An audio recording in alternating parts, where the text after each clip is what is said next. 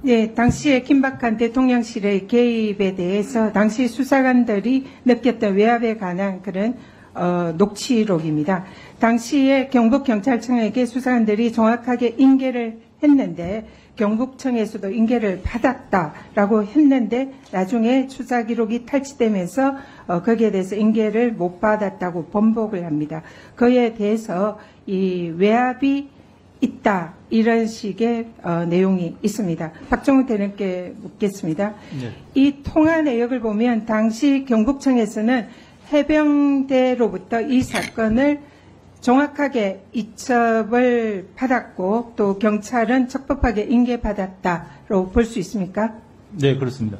네, 이 녹취에 보면 당시 경찰청에서는 기록 횟수가 정확하게 인계됐다라고 지금 밝히고 있습니다. 그래서 외압에 의해서 불법적으로 이 사건 서류가 탈취되었음을 암시하고 이 사안에 대해서 지휘부가 개입되어 있다라는 그런 증거가 담겨있는 녹취록입니다. 그래서 당시 해병대 수사관은 경북경찰청 관계자들에게 앞으로 수사 외압이 들어올 수 있다는 사실을 경고하고 있는 그런 증거가 되는 녹취록입니다.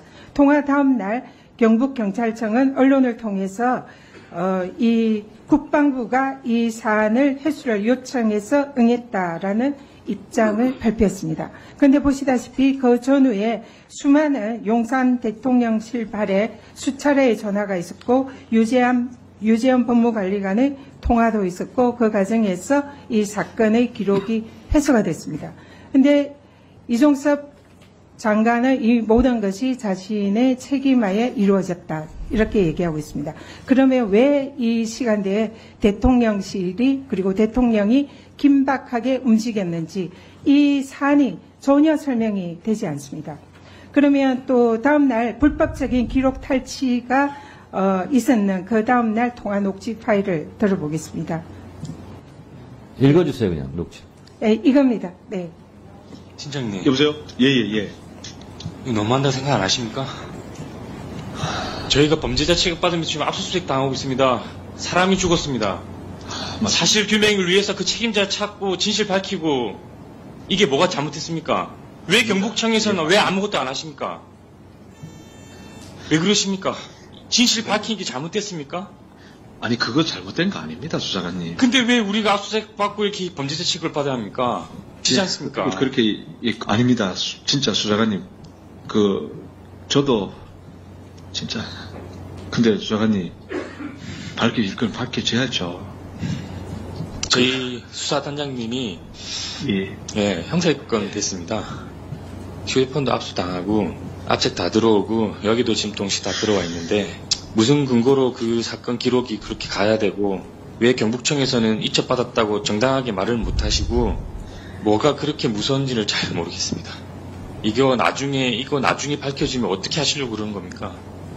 우리는 겁이 안 나서 이렇게 했습니까? 겁났으면 이렇게 말도 안 했습니다. 주지도 않았습니다. 모든 걸 다 내려놓고 모든 걸 솔직하게 다 털어놨지 않습니까? 이렇게 세상이 무서울 줄 몰랐습니다. 다음에 꼭 사건이 꼭 거기로 가면 철저하게 수사를 좀 해주십시오. 팀장님. 알겠습니다. 저희 무고한 해병 대원이 한 명 죽었습니다. 알고 있습니다. 네, 그 부모님 앞에서 저희가 맹세를 했습니다.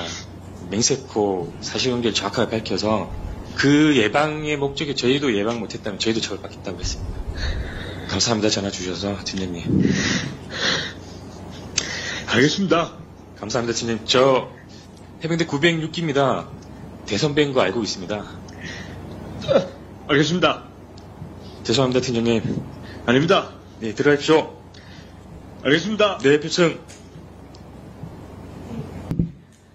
이종섭 증인, 이 증인이 이 무서운 일의 책임자라고 지금 말씀하셨습니다. 사실입니까?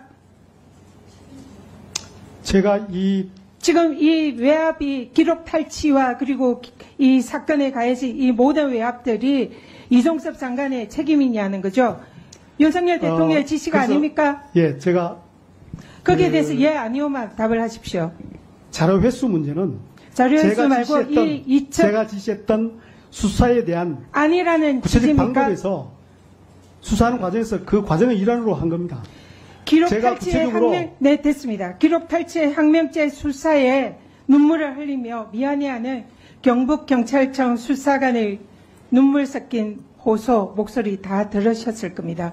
이것이 당시에 수사하던 우리 수사단의 심정이었습니다. 참으로 무서운 일입니다. 다급했던 그날에 불법적으로 외압을 행사하고 수사 기록을 탈취했던 전화 내역, 그것을 시작한 최초의 사람은 다름 아닌 윤석열 대통령입니다.